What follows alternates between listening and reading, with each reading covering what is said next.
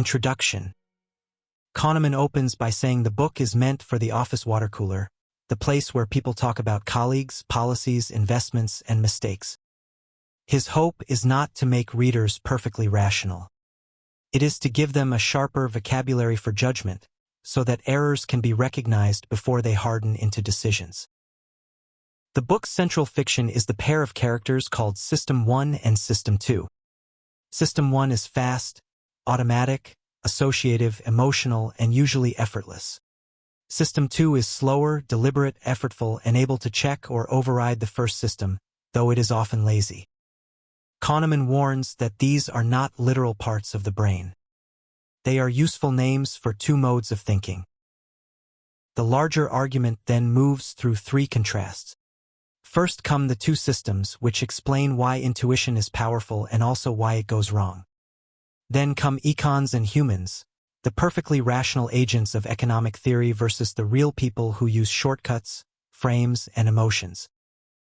Finally come the experiencing self and the remembering self, whose conflict explains why the life we live and the life we later evaluate can diverge. The introduction also presents the book's moral style. We see other people's mistakes more easily than our own, so good criticism from observers can improve our choices. Gossip, at its best, becomes a training ground for judgment. Part 1: Two Systems. Chapter 1. The characters of the story. The first chapter gives the two systems their personalities. Kahneman begins with an angry woman's face.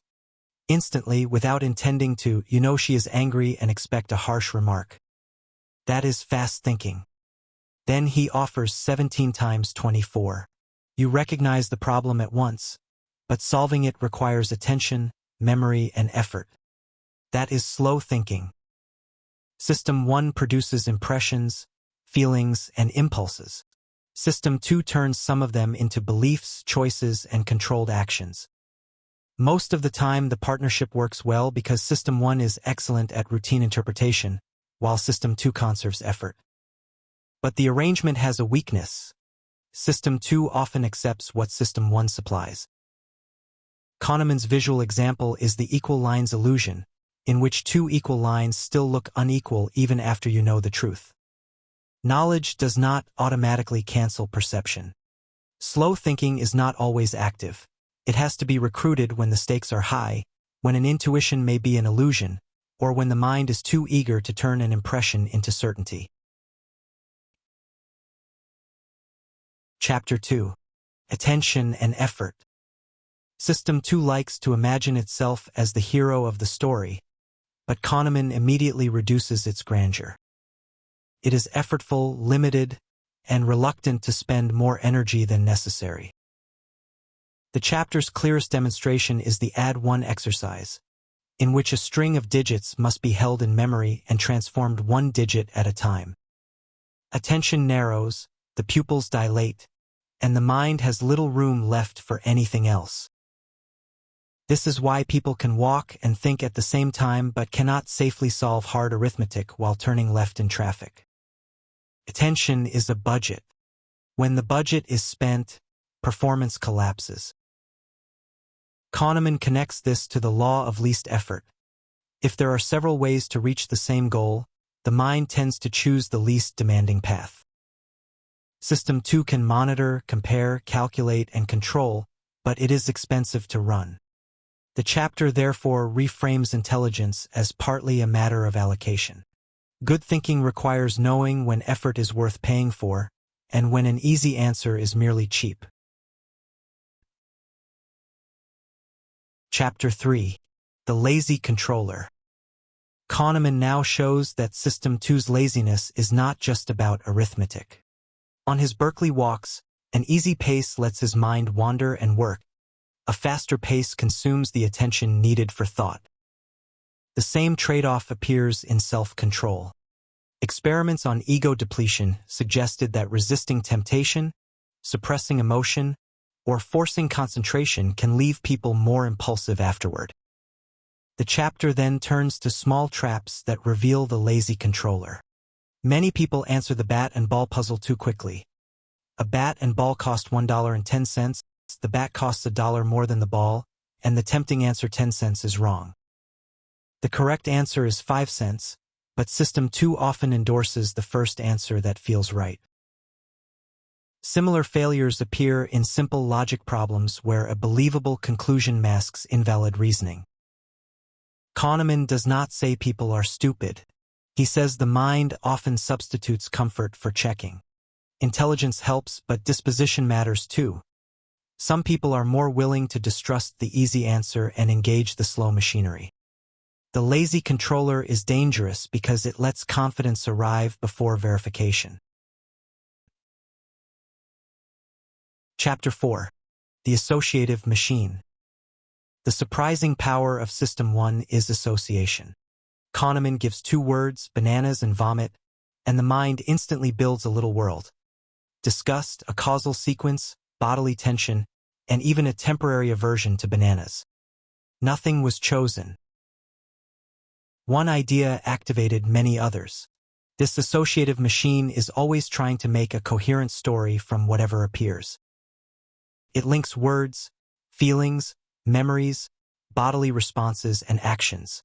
The chapter discusses priming studies to show how subtle cues can influence behavior and interpretation, and although the scientific details of priming have been debated, Kahneman's larger point is more general and durable.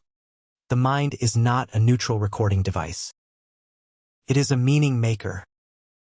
It moves quickly from contiguity to causality, from a word to an emotion, from a mood to a judgment. This explains why the world often seems more orderly than it is. System 1 supplies coherence first, and System 2 usually experiences that coherence as reality rather than as construction. Chapter 5. Cognitive Ease. The mind continuously monitors whether things feel easy or strained. Cognitive ease means the environment feels familiar, safe, fluent, and unsurprising. Cognitive strain means something demands effort. The problem is that ease has many causes and the mind often confuses them. A repeated sentence feels truer than a new one, even when repetition is the only evidence. A clear font, a simple rhyme, or a familiar name can make an idea seem better. A good mood also increases ease, which makes people more intuitive and less vigilant. Strain has the opposite effect. It can slow people down, make them more careful, and sometimes protect them from an easy illusion. Kahneman's examples range from the mere exposure effect to aphorisms that sound wiser because they rhyme. This makes the warning practical. The feeling of truth is not the same as truth. Fluency is useful when it reflects real familiarity, but it is dangerous when it becomes evidence for a claim. System 2 should be suspicious when an idea wins too easily. Chapter 6. Norms, Surprises, and Causes. System 1 maintains a model of what is normal. It tracks categories, averages, expectations, and typical relationships so that the world feels stable. Surprise occurs when an event violates that model, and repeated surprises quickly create a new normal. This ability is useful, but it also leads the mind to invent causes too readily. Kahneman uses examples such as the Moses illusion, where people miss the fact that Noah, not Moses, took animals into the ark because the sentence feels normal enough to pass. System 1 is also intensely causal. It prefers stories with agents, intentions, and reasons to bear statistical accident. That is why people see a pattern in random events, assume a person meant to act, or search for a villain when bad luck would be the better explanation. The chapter deepens the portrait of fast thinking. It is a machine for normality, surprise, and causation. It helps us navigate, but it also makes chance look designed and coincidence look meaningful. Chapter 7. A machine for jumping to conclusions. Jumping to conclusions is sometimes efficient. If the situation is familiar, the stakes are low, and the cost of error is small. A quick inference saves time. But the same habit becomes dangerous when evidence is thin and confidence is high. Kahneman's key slogan is "What you see is all there is." System 1 builds the best story it can from the information available, and the missing information does not leave a visible hole. This explains the halo effect, where one good impression spreads across unrelated traits. It explains why first impressions dominate later evidence, and why independent judgments are valuable before a group discussion contaminates everyone. The chapter also shows how framing and wording guide interpretation before System 2 notices. System 1 suppresses ambiguity, finds coherence, and moves on. The practical defense is not to distrust every intuition. It is to ask whether the story feels convincing because it is well supported, or merely because the mind has not been shown anything else. Chapter 8. How Judgments Happen. Kahneman argues that System 1 is constantly answering questions that were never asked aloud. It assesses distance, mood, threat, dominance, surprise, normality, and intensity without waiting for instructions. These basic assessments then become raw material for more complex judgments. The problem is that the mind can map one dimension onto another with surprising ease. A person who looks confident may be judged competent. A crime that feels disgusting may seem to deserve a harsher punishment. Kahneman calls this intensity matching. System 1 can translate brightness into loudness, size into importance, emotional force into probability. He also describes the mental shotgun.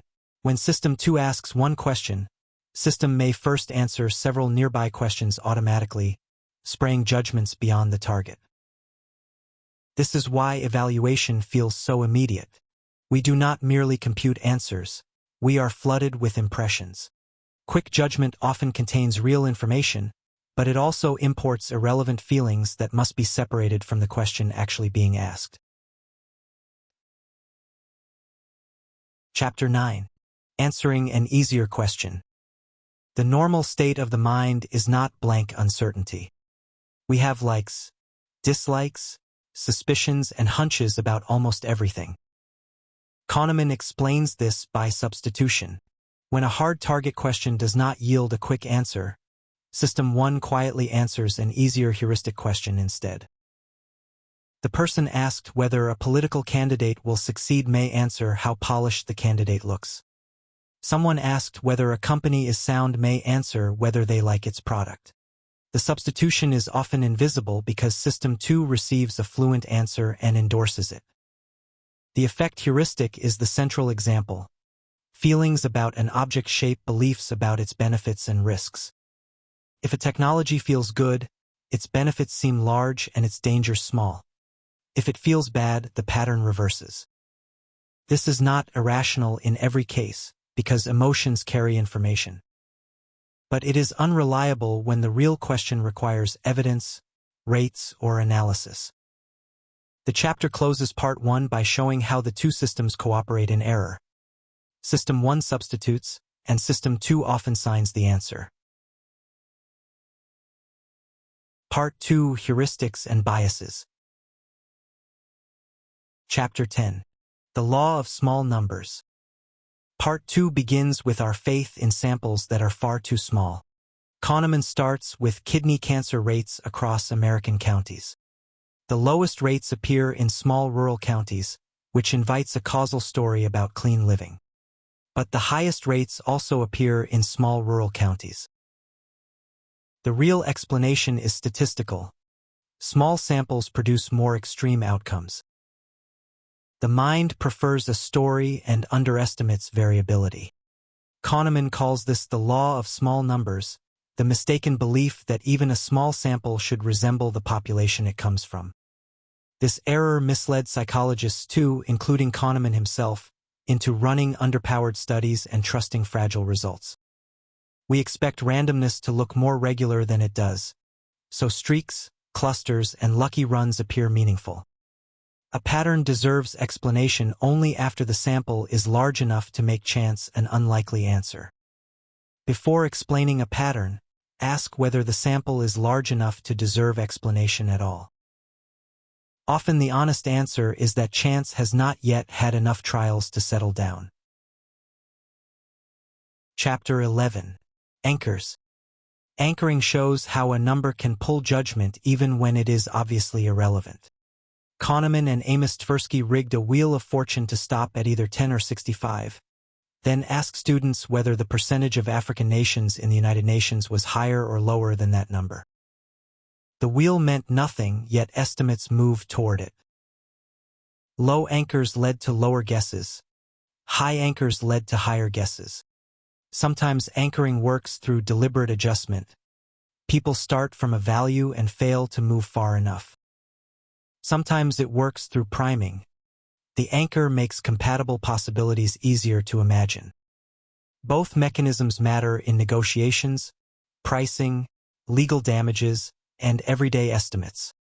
A first offer can shape the whole bargaining range, and even an absurd number can leave residue. The defense is to notice the anchor and actively generate reasons it is wrong. Without that effort, the mind treats a random starting point as if it had informational weight. Chapter 12. The Science of Availability. The availability heuristic judges frequency or probability by the ease with which examples come to mind. Kahneman traces the idea to work with Amos Tversky and Paul Slovic in Eugene, Oregon. If instances are vivid, recent, emotionally charged, or easy to retrieve, they feel more common than they are. The chapter's subtle point is that people sometimes judge not by the number of examples recovered, but by the experience of retrieval itself. In one study, people asked to list 6 examples of their assertiveness later judged themselves more assertive than people asked to list 12, because 12 examples were harder to produce. Ease became evidence. Availability also shapes responsibility inside households and teams. Each person's own contributions are easier to remember than the other person's, so both sides can sincerely feel they do more than half. This is why we have to distrust memory's fluency. What comes easily to mind is not necessarily what happens often. It may simply be what was recent, vivid, personal, or easy to retrieve. Chapter 13. Availability, Emotion, and Risk. Availability becomes especially powerful in judgments of risk. After disasters, people buy insurance, strengthen houses, and prepare carefully. As memories fade, concern fades too. Kahneman connects this to Paul Slovic's work on the effect heuristic, where emotional reactions shape beliefs about danger and benefit. A risk that feels frightening seems both more likely and less beneficial. A technology that feels attractive seems safer and more useful. The chapter also discusses availability cascades. Love Canal and the Aller Scare became availability cascades in which media coverage, public fear, activists, and officials amplify one another until a danger fills the public mind out of proportion to its statistical size. Kahneman is not dismissing public fear as foolish. Experts can be too narrow, and citizens care about dread, fairness, control, and trust, not only mortality tables. But policy goes wrong when vivid emotion fully replaces proportion. The challenge is democratic and cognitive at once. Combine expert evidence with public concern without letting the loudest image become the whole risk. Chapter 14. Tom W.'s Specialty. Tom W. is a fictional graduate student, described as intelligent, orderly, and not especially sociable. People are asked to rank which field he probably studies. The rational starting point is the base rate. Some fields have many more students than others. But the description sounds like a stereotype of computer science or engineering, so people let resemblance dominate probability. Kahneman calls this representativeness. It is useful because resemblance often carries information, but it becomes dangerous when the evidence is weak and base rates are strong. The chapter shows how easily people substitute similarity for likelihood. A detailed personality sketch feels diagnostic even when it was constructed to be unreliable. The correct discipline is Bayesian in spirit. Begin with the base rate, ask how trustworthy the evidence is, and move only as far as the evidence deserves. When evidence is poor, stay close to the base rate. The mind wants the case to be special. Good judgment asks how many cases of each kind are in the urn. Chapter 15. Linda, Less is More. Linda is 31, single, outspoken, bright, a philosophy major, and once active in causes of social justice. Asked which statement is more probable, Linda is a bank teller or Linda is a bank teller and active in the feminist movement, many people choose the second. It is the classic conjunction fallacy. A combined event cannot be more probable than one of its parts. But the richer description makes a better story. Here, representativeness defeats logic. The chapter explains why less is more. Adding a vivid detail can make a scenario feel more plausible while making it mathematically less probable. Kahneman also shows that people often do better when alternatives are placed in a direct logical comparison, but even then intuition can be stubborn. The Linda problem matters because it exposes the conflict between coherence and probability. System 1 loves a story that fits. System 2 must remember that a good story can still violate the rules of chance. Chapter 16. Causes trump statistics. This chapter asks why some base rates change minds and others do not. In the cab problem, people hear that most cabs in a city are green, that a witness identified a blue cab, and that the witness is imperfectly reliable. The statistical base rate should pull the answer strongly toward green, but many people give too much weight to the vivid witness. Yet if the base rate is presented causally, as a fact about reckless blue cab drivers, people use it more readily. The difference is that causal stories enter System 1, while bare statistics often remain inert. The same pattern appears in social psychology. People may ignore abstract statistics about helping behavior, but a representative case can change their expectations. Statistics should not be abandoned. The point is to understand why the mind learns better from causal structure and individual examples. If you want a base rate to matter, make it part of a causal story without falsifying the numbers. Chapter 17. Regression to the Mean. Kahneman learned regression to the mean while teaching Israeli flight instructors. He told them that rewards usually work better than punishment, but an instructor objected. After praise, cadets often did worse, and after criticism they often improved. The instructor saw proof that punishment worked. Kahneman saw the statistical trap. Exceptionally good performances are usually followed by more ordinary ones, and exceptionally bad performances are usually followed by improvement, even when the teacher does nothing. That movement back toward the average is regression to the mean. Because the mind wants causes, we credit praise for decline or punishment for improvement when chance is doing much of the work. The same error appears in sports, business, medicine, and parenting. Extreme cases attract attention, but extremity is often partly luck.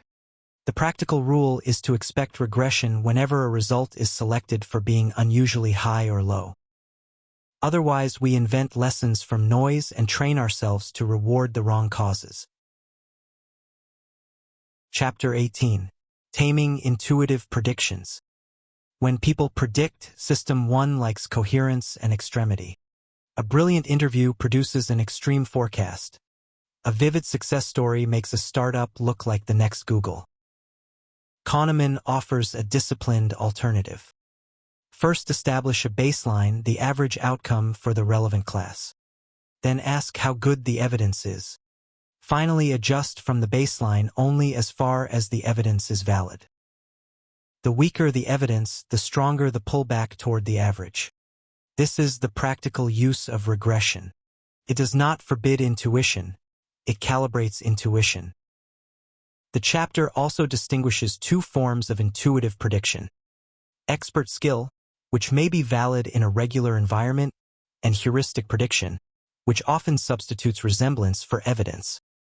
Taming prediction means refusing to let a coherent story determine the final number. Start with the outside distribution, then earn every movement away from it. Part 3. Overconfidence. Chapter 19. The Illusion of Understanding. Kahneman turns from heuristics to overconfidence by examining the stories we tell after events. Nassim Taleb's idea of the narrative fallacy is central here. We explain the past with simple, concrete stories that emphasize talent, stupidity, intentions, and a few striking events, while ignoring luck and the countless things that did not happen. The success story of Google, for example, tempts us to imagine inevitability after the fact. But many fragile accidents had to break the right way. Hindsight strengthens the illusion. Once an outcome is known, it feels more predictable than it was. Outcome bias then judges the quality of a decision by its result rather than by the information available when it was made. A good story can manufacture the feeling of understanding. We need stories, but we should distrust the feeling that a clean narrative has explained the world. Chapter 20. The Illusion of Validity. The illusion of validity is the confidence that arises from a coherent story, even when the evidence is weak. Kahneman first learned it while assessing Israeli soldiers in a leaderless group exercise. The observers formed confident predictions about future officer performance, but the predictions were mostly useless. The confidence survived because the stories felt coherent. The same problem appears in finance. Professional stock pickers often perform as if luck dominated, yet they maintain a strong illusion of skill. Kahneman also contrasts hedgehogs and foxes.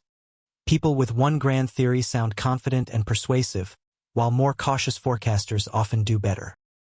The chapter's deepest point is that subjective confidence is not a reliable measure of accuracy. It measures the coherence of the story and the ease with which it came to mind. Skill is possible only where the world is sufficiently regular and the judge has had enough feedback to learn its regularities. Where those conditions are absent, confidence is mostly theater. Chapter 21. Intuitions versus formulas. Paul Meal's disturbing little book compared clinical judgment with simple statistical formulas, and the formulas usually won. Kahneman treats this as one of psychology's humbling facts. Experts often believe their intuitive judgments combine subtle information that no formula could capture, but simple rules are more consistent. A formula does not get tired, impressed, annoyed, or distracted by an irrelevant detail in an interview. The chapter gives examples from medicine, hiring, wine, and prediction, including APGAR scores for newborns and simple weighted checklists. The point is not that humans should never judge.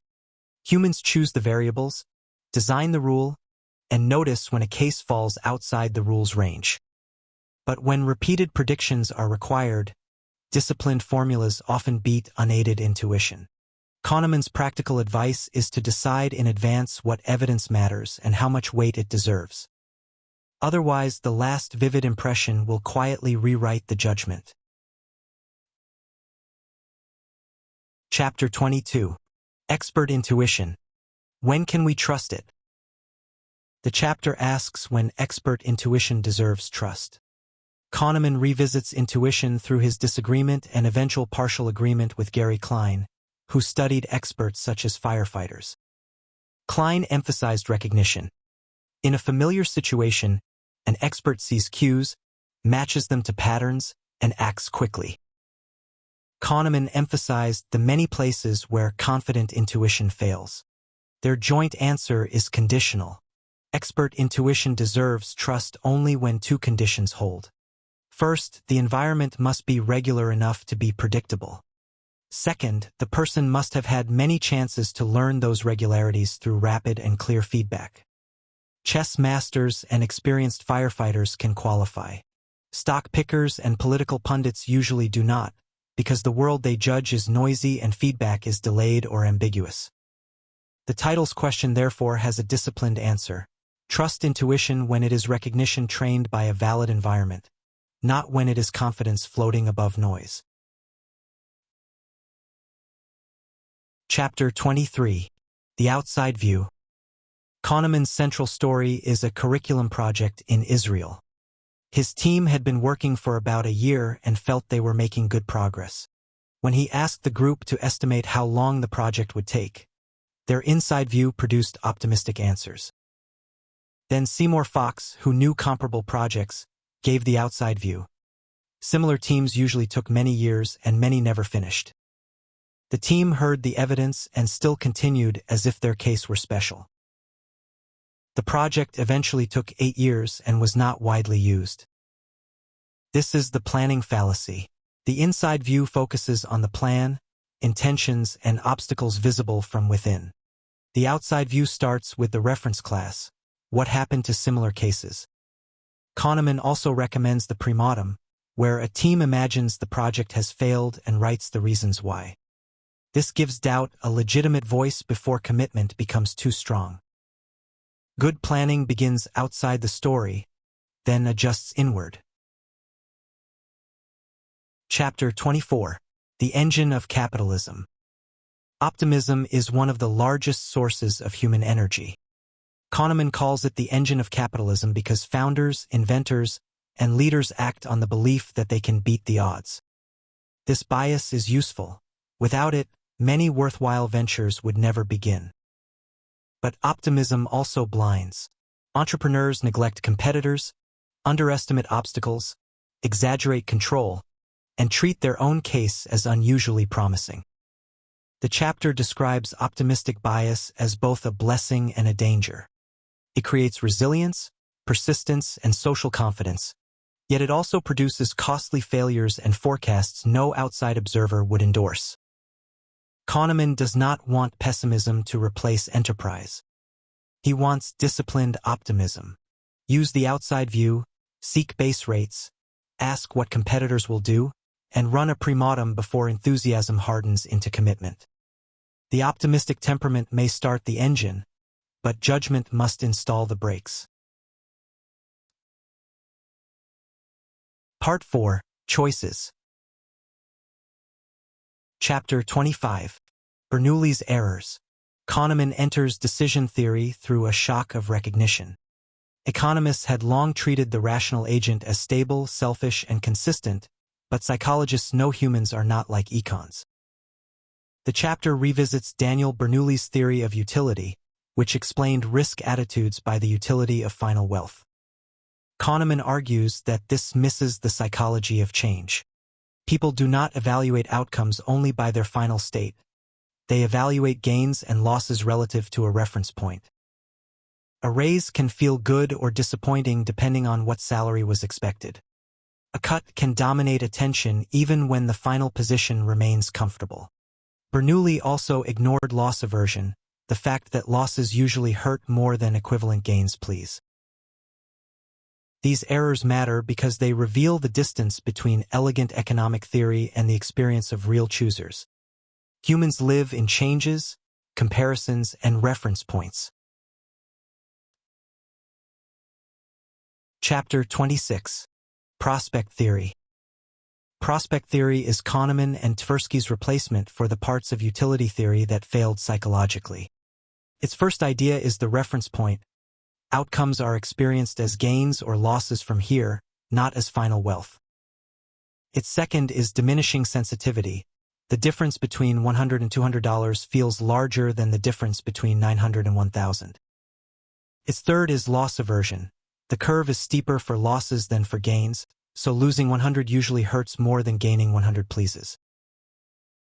These features explain why people reject favorable mixed gambles, why they become risk-seeking when all options are bad, and why framing can change choices without changing facts. Kahneman emphasizes that prospect theory was descriptive, not a new standard of rationality. It tried to describe how humans actually choose. Its power came from admitting that the carrier of value is not wealth itself but the felt movement away from a reference point. Chapter 27. The endowment effect. The endowment effect is the extra value people place on something simply because they own it. Standard economics says owners and buyers should trade whenever the price is right. But the psychology of loss aversion changes the bargain. Giving up a mug, a ticket, or a vacation day is coded as a loss, and losses loom larger than gains. In famous mug experiments, people randomly given a mug demanded much more to sell it than others were willing to pay. The gap was not about deep attachment. Ownership itself shifted the reference point. Kahneman distinguishes goods held for use from goods held for exchange. A merchant selling shoes does not experience each sale as a personal loss, but a consumer selling a treasured item often does. The endowment effect explains why negotiations stall, why concessions feel painful, and why people cling to what they already have. Ownership changes the emotional ledger before reason begins. Chapter 28. Bad Events. Loss aversion is not just a feature of money choices. Kahneman connects it to a broader negativity dominance. Bad events command attention more powerfully than good ones. Threat, anger, pain, and fear are urgent because organisms that ignore bad news do not survive. In human life, this means losses, insults, and unfair changes often outweigh equal gains, compliments, and improvements. The chapter applies this to goals and fairness. A goal is a reference point. Failing to reach it feels like a loss. Employers, merchants, and landlords can raise prices when costs rise, but people resent price increases that look like exploitation. Golfers also putt more accurately for par than for birdie, because avoiding a bogey feels more urgent than achieving a gain. Bad carries more force than good. Any policy or negotiation that ignores perceived losses will meet resistance far stronger than a spreadsheet predicts. Chapter 29. The Fourfold Pattern. The Fourfold Pattern combines two forces. People overweight small probabilities, and they are loss-averse. In high-probability gains, the certainty effect makes people accept less than the expected value to lock in a sure gain. In high-probability losses, people may gamble to avoid locking in a sure loss. In low-probability gains, the possibility effect makes lotteries attractive. A tiny chance of a large prize receives more weight than it deserves. In low-probability losses, the same possibility effect makes insurance and settlements attractive, because a tiny chance of catastrophe looms large. The pattern also explains why plaintiffs and defendants bargain differently depending on whether they face likely gains, likely losses, or small chances of large outcomes. Kahneman's point is that risk attitude is not one stable trait. The same person can be risk-averse in one cell and risk-seeking in another. Change the probability and the frame, and the appetite for risk changes too. Chapter 30. Rare Events. Rare events are handled badly because attention changes their weight. Kahneman describes traveling in Israel during a period of bus bombings.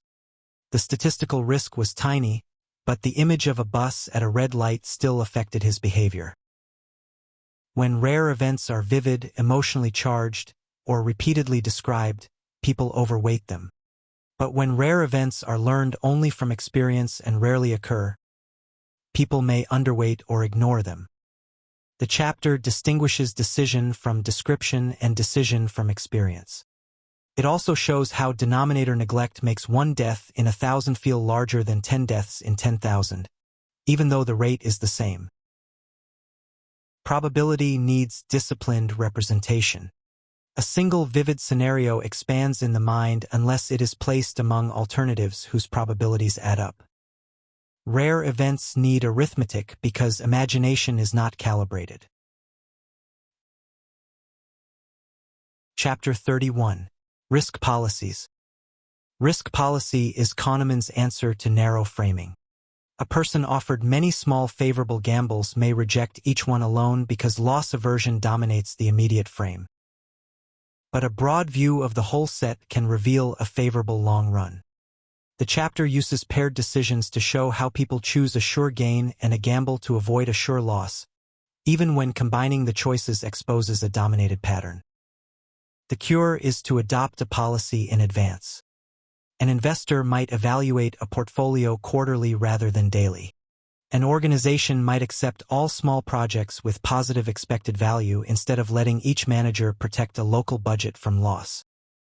A risk policy does not eliminate emotion, but it prevents every isolated loss from vetoing a good class of decisions. The broader the frame, the more rational the policy can become. Chapter 32. Keeping Score. People keep mental accounts. Money becomes points on a scale of self-regard, success, regret, and responsibility. This explains why investors refuse to sell a losing stock. Closing the account would admit failure. It explains the disposition effect, in which people sell winners too early and hold losers too long. It also explains the sunk cost fallacy. After paying for a ticket, a meal, or a project, people continue because stopping would force them to book the loss. Regret makes the pattern stronger, especially when a bad outcome follows an action rather than an omission. Kahneman also discusses taboo trade-offs, where putting money on sacred values feels morally offensive. The chapter's common thread is that choices are recorded in separate emotional ledgers. Good decisions often require consolidating the accounts. Ignore sunk costs, compare future options, and refuse to let pride decide what the balance sheet means. Chapter 33. Reversals. Reversals show that judgments can flip when cases are evaluated together rather than separately. Kahneman asks readers to compare compensation for a gunshot victim in two versions of a robbery story. In joint evaluation, people can apply a rule and see which differences matter. In single evaluation, emotional salience often dominates. The same happens with dictionaries. One dictionary with more entries but a torn cover may be valued less than a smaller perfect one when seen alone, then more when compared directly. Joint evaluation brings attributes into a common frame. Single evaluation leaves System 1 to react to whatever is most vivid.